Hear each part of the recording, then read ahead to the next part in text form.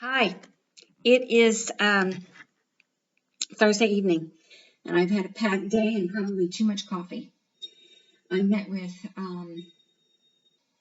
8 people today, and that was on one-on-one coffee time.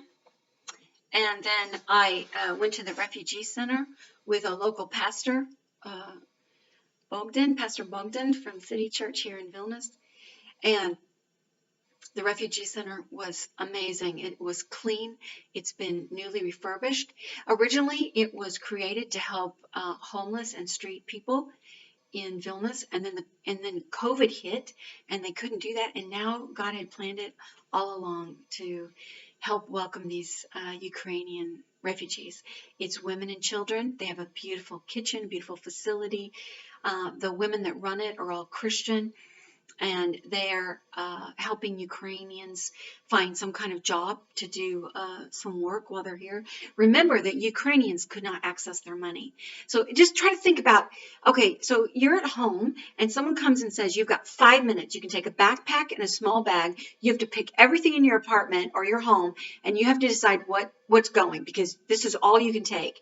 And I mean, do you decide you're going to take an extra pair of shoes for your child or grandmother's heirloom picture?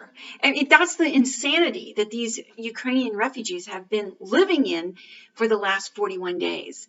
So they have no access to their bank accounts. They have no access to their credit cards.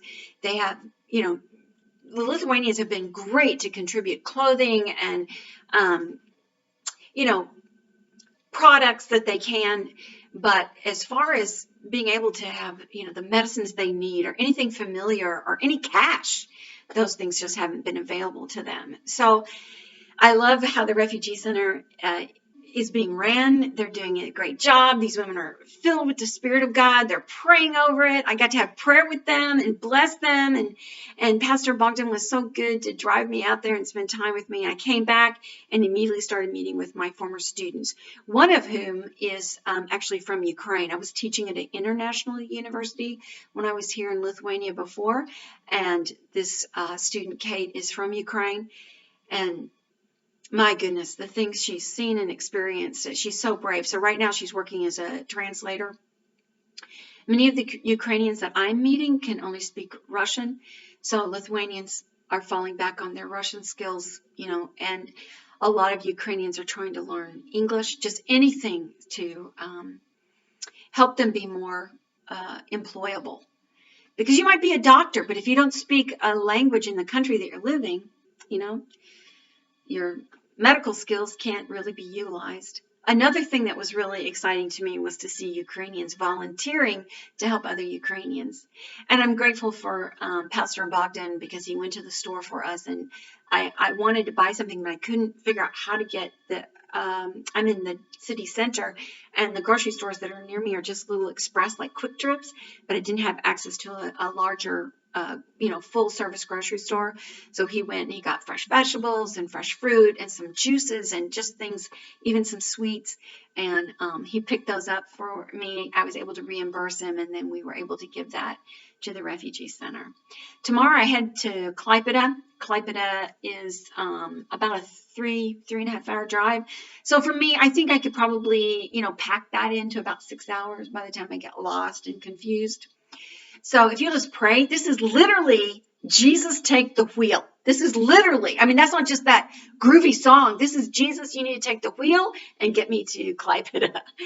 And I'll be meeting with students on Saturday. I go to City Church on Sunday, and they're doing the big opening of the hotel that they've leased for the Ukrainians on Sunday night. So I get to be a part of that, and I'm really looking forward to it and to pray over that.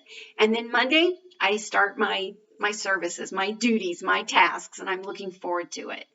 So I just want to do a quick update. I'm trying to keep these things under 5 minutes. And thanks for your prayers. I'm a little hyped up on coffee, because that's what I've been doing all day, drinking coffee with my students. I'm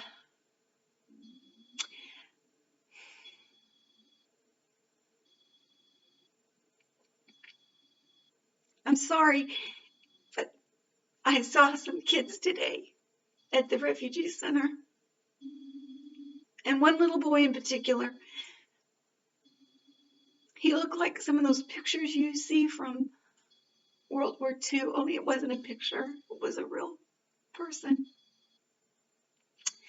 There's trauma. There's trauma. So pray for Ukraine and pray for the precious Lithuanians that are doing everything they can to minister. All right. Love you. And hopefully I'll be able to do an update from Klaipeda once I'm there. Okay. Love you. Thank you so much for your prayers and your support. Bye-bye.